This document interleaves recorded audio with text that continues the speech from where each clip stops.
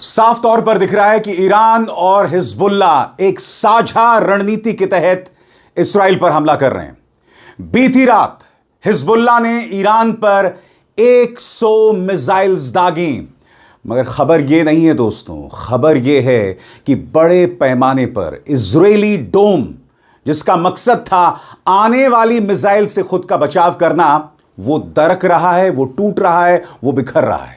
समानांतर तौर पर खबरें यह भी आ रही हैं कि रशिया जो है वो बड़े पैमाने पर सैटेलाइट इमेजरी के जरिए ईरान की मदद कर रहा है, यानी कि ईरान को कहां निशाना लगाना है उसकी पूरी सटीक जानकारी रशिया ईरान को मुहैया करा रहा है। और सबसे बड़ी बात जो खबर आई है, कामकाजी बोट्स के जरिए अमेरिका के तेल ठिकानों पर हमला किया गया है। कामिकाजी बोट्स क्या होते हैं दोस्तों? कामिकाजी बोट्स यानी एक किस्म की आत्मघाती बोट्स, मगर ये वो नहीं है जो आप समझ रहे हैं। ये सुसाइड बोट्स नहीं है। रिमोट कंट्रोल के जरिए नावों को भेजा जाता है जिसमें बॉम्ब्स होते हैं और उसके जरिए अमेरिकी तेल ठिकानों पर निशाना बनाया जाता है।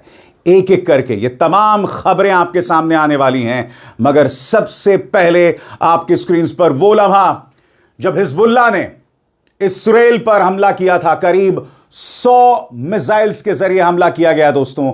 आपकी स्क्रीन पर वो लम्हा जब यह हमला किया गया, और देखिएगा किस तरह की अफरा तफरी है।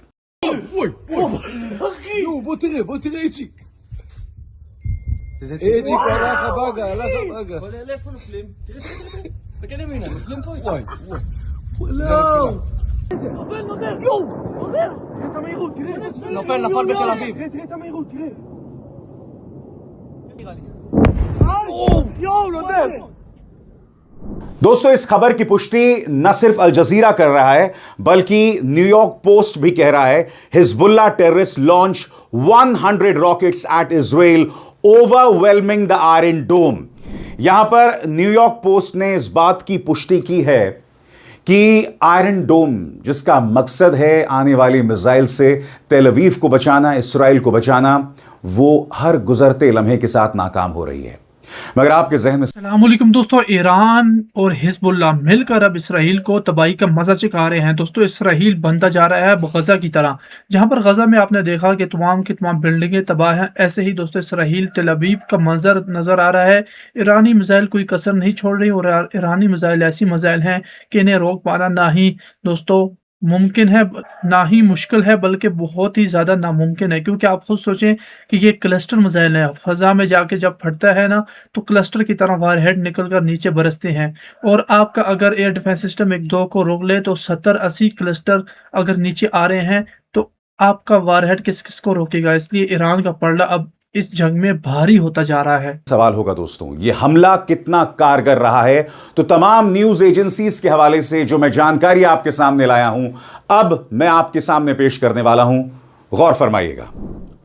हिजबुल्लाह ने 11 मार्च 2026 की शाम उत्तरी इजराइल पर लगभग 100 मिसाइलों, रॉकेट्स की बड़ी बौछार की। इस हमले से कई इलाकों में सायरन बजने लगे, लेकिन अभी तक रिपोर्ट के अनुसार इजराइल के अंदर नुकसान सीमित ही रहा।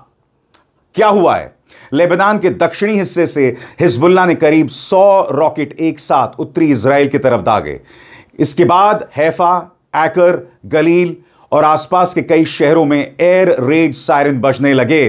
बाद में इजरायली आकलन में कहा गया कि कुछ घंटों में कुल मिलाकर लगभग 150 प्रोजेक्टाइल दागे गए, जिनमें शुरुआती 100 रॉकेट का सबसे बड़ा हमला था। इस बारे में हिजबुल्लाह ने क्या कहा?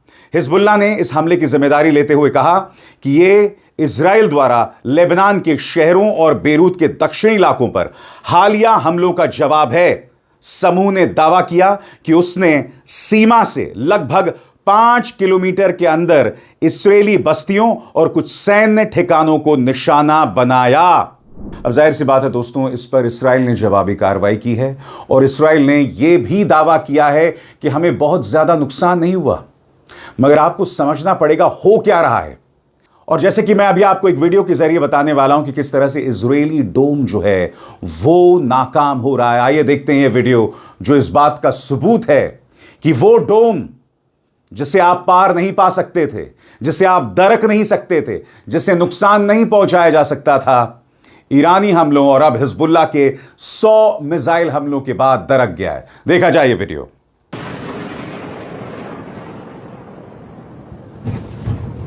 Okay. Go! Go! يا ابن الظنون يو أنا بيلن أنا بيلن يو أنا بالشوك أنا fucking بالشوك बहरहाल जो हमले हुए हैं उस पर इसराइल ने क्या जवाबी कार्रवाई की है आपकी स्क्रीन पर। इसराइल की जवाबी कार्रवाई। इस हमले के तुरंत बाद इजरायली एयरफोर्स ने दक्षिणी लेबनान और बेरूत के दक्षिणी उपनगरों में हिजबुल्लाह के ठिकानों पर बड़े हवाई हमले किए। लेबनान के अधिकारियों के मुताबिक हालिया झड़पों में सैकड़ों लोग मारे गए हैं और 1000 से ज्यादा लोग घायल हुए हैं। हालांकि ये आंकड़े पूरे अभियान के हैं, सिर्फ एक रात के नहीं। और अब मैं आपको बताने वाला हूं वो लम्हा जब कामिकाज़ी बोट्स के जरिए अमेरिकी तेल ठिकानों पर हमला किया गया। हमले कहां किए गए कुछ देर बाद, मगर सबसे पहले एक एक करके 2 वीडियोस में आपको दिखाने वाला हूं जिसमें बोट्स के जरिए, जिसमें बॉम्ब लादे गए थे, तेल ठिकानों पर हमला किया। Video number 1।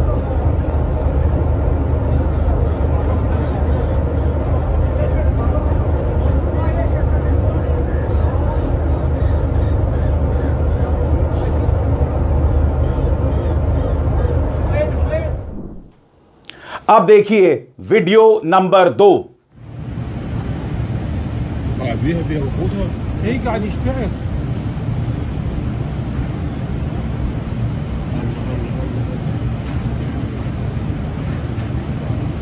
انا والله انا قاعد والثلاجه هاي قاعد يشتغل يمكن ناخذ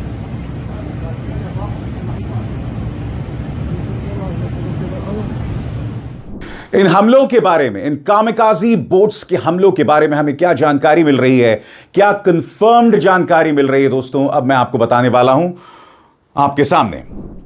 रिपोर्ट्स के अनुसार ईरान ने इस युद्ध में पहली बार सुसाइड स्पीड बोट यानी कामिकाज़ी बोट्स का इस्तेमाल किया है। इन नावों ने दक्षिण इराक के बसरा के पास 2 तेल टैंकरों से टकराकर हमला किया।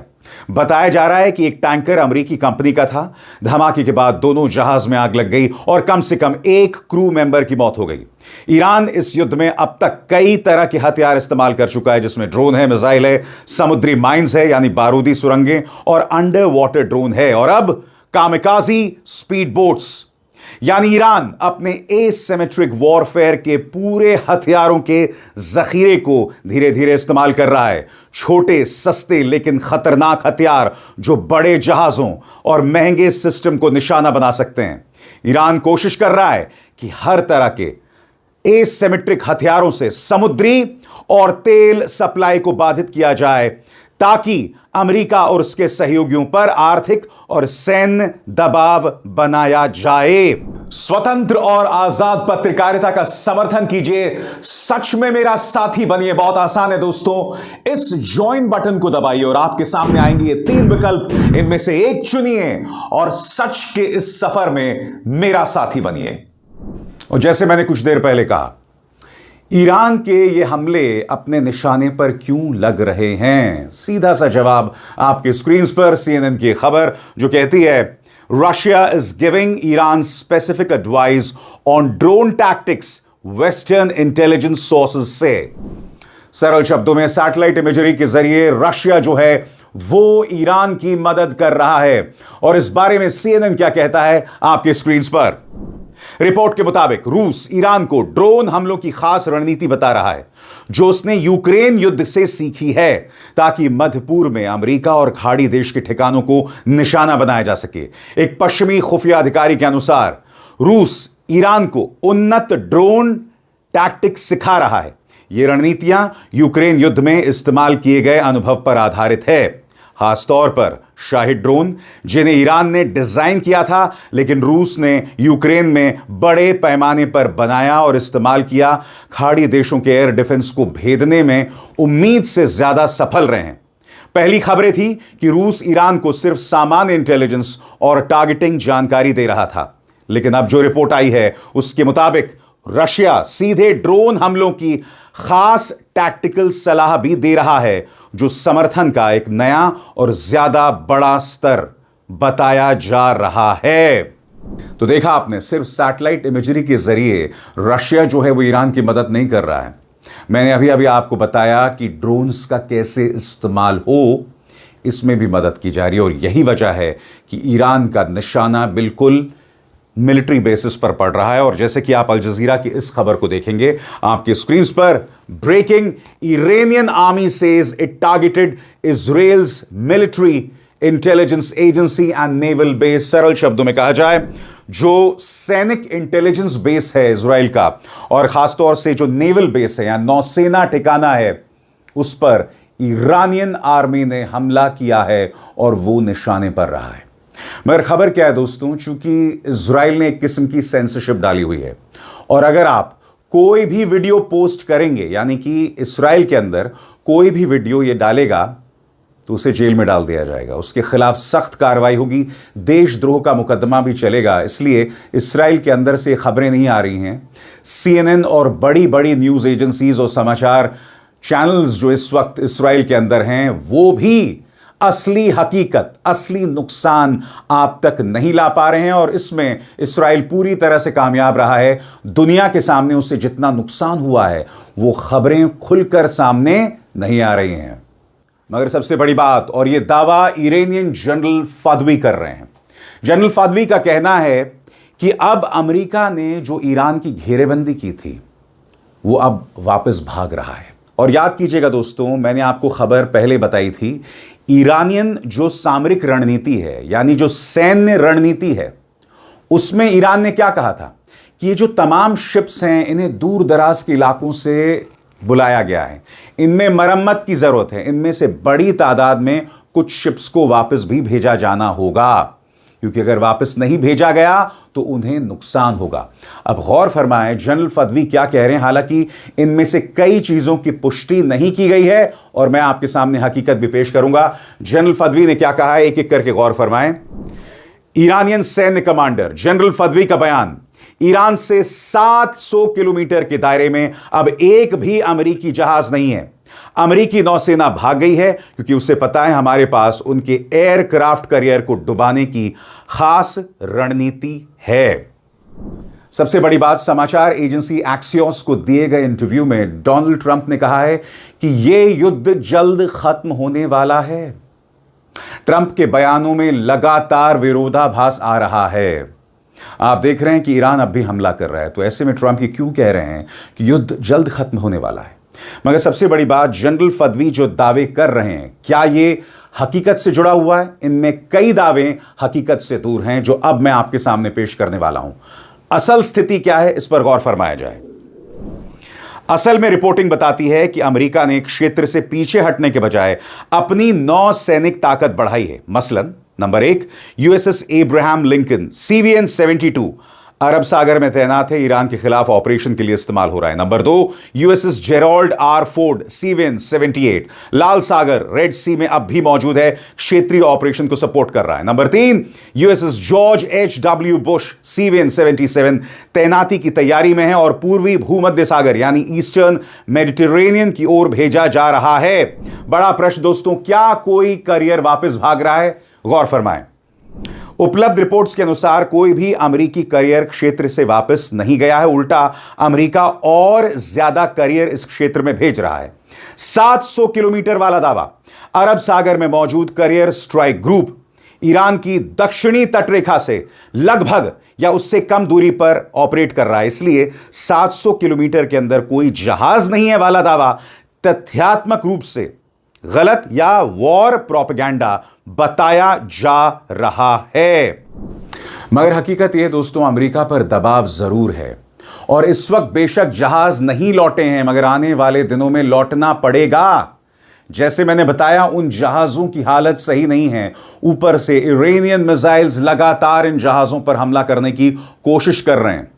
मुझे ताज्जुब नहीं होगा अगले एक हफ्ते में अगर किसी अमेरिकी जहाज पर बहुत बड़ा हमला हो जाए, क्योंकि उससे युद्ध की दिशा पूरी तरह से बदल जाती है और कहीं ना कहीं डोनाल्ड ट्रंप के लहजे में हम उस खौफ को महसूस कर रहे हैं। मसलन एक्सियस को दिए गए इस इंटरव्यू में ट्रंप ये दावा कर रहे हैं कि अब ईरान पर निशाना साधने के लिए कुछ नहीं बचा है और यह जंग जल्द खत्म हो जाएगी। अब आप मुझे बताइए, मैंने अभी अभी आपको बताया कि न सिर्फ ईरान बल्कि हिजबुल्लाह भी हमला कर रहा है, इजरायली डोम को नुकसान पहुंच रहा है, तो फिर ट्रंप ये दावा क्यों कर रहे हैं जो उन्होंने एक्सियस को एक 5 मिनट के टेलीफोनिक इंटरव्यू में कही? उन्होंने क्या कहा, गौर फरमाएं। डोनाल्ड ट्रंप ने यह बयान इस हफ्ते एक्सियस को दिए गए एक फोन इंटरव्यू में दिया, जिसमें उन्होंने दावा किया कि अमेरिका ईरान युद्ध लगभग खत्म होने वाला है और वे चाहें तो इसे कभी भी खत्म कर सकते हैं। ट्रंप ने क्या कहा? कुछ मीडिया रिपोर्ट्स के मुताबिक ट्रंप ने कहा, जब भी मैं चाहूंगा यह युद्ध खत्म हो जाएगा। Any time I want to end it will end. उसी बातचीत में उन्होंने यह भी कहा कि ईरान में अब लगभग कोई बड़ा टारगेट बचा ही नहीं है और युद्ध जल्द खत्म हो जाएगा। अब अमेरिका की निगाह से उनके इस बयान का क्या संदर्भ है, यानी उसके क्या मायने हैं, गौर फरमाएं। ट्रंप का कहना था कि अमेरिकी हमलों ने ईरान की ज्यादातर सैन्य क्षमता को नष्ट कर दिया है। उन्होंने दावा किया कि ईरान के पास अब प्रभावी नौसेना नहीं बची, एयरफोर्स कमजोर हो गई है और मिसाइल व ड्रोन क्षमता भी काफी हद तक खत्म हो चुकी है। उन्होंने यह भी कहा कि युद्ध बहुत अच्छी तरह चल रहा है और तय समय से भी आगे बढ़ चुका है। मगर मैं आपको याद दिलाना चाहूंगा दोस्तों, डोनाल्ड ट्रंप ने इसी मंच पर क्या कहा था कि मैंने ईरान पर हमला किया क्योंकि मेरे रक्षा मंत्री, मेरे विदेश मंत्री, मेरे जनरल ने मुझसे ये कहा।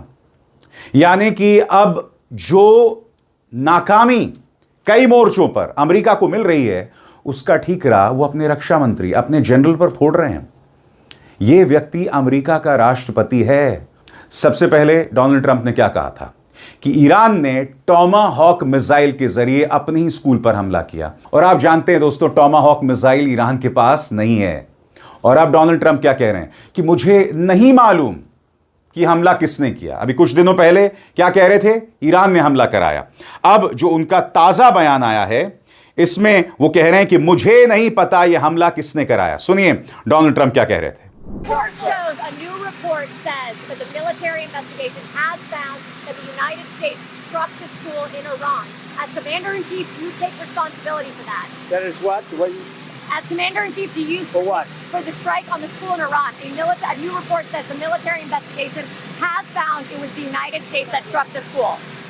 I don't know about it. पहले कहते हैं ईरान ने करवाया, फिर कहते हैं कि मुझे नहीं पता किसने करवाया।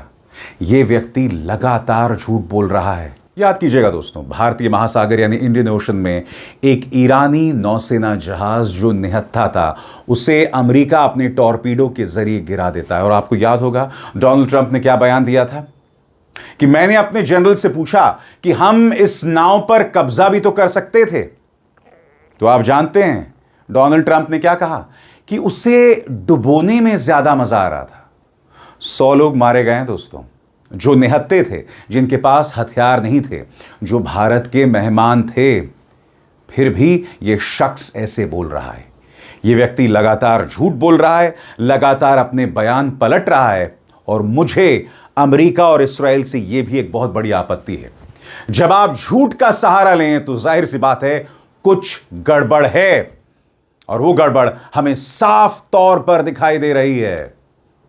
और दोस्तों, जैसा कि मैं आपसे बार बार कहता हूं, मैं आपके सामने पूरी कोशिश करता हूं कि जो पुख्ता खबरें हैं वही आप तक पहुंचाई जाएं। कई लोग ये दावा कर रहे हैं कि साहब ये युद्ध एक तरफा है। ऐसा कुछ नहीं है। मैं आपके सामने रोज जो घटनाक्रम होता है, न सिर्फ वो घटनाक्रम पेश करता हूं, उसका एनालिसिस भी पेश करता हूं, क्योंकि उस एनालिसिस के बगैर आप उसके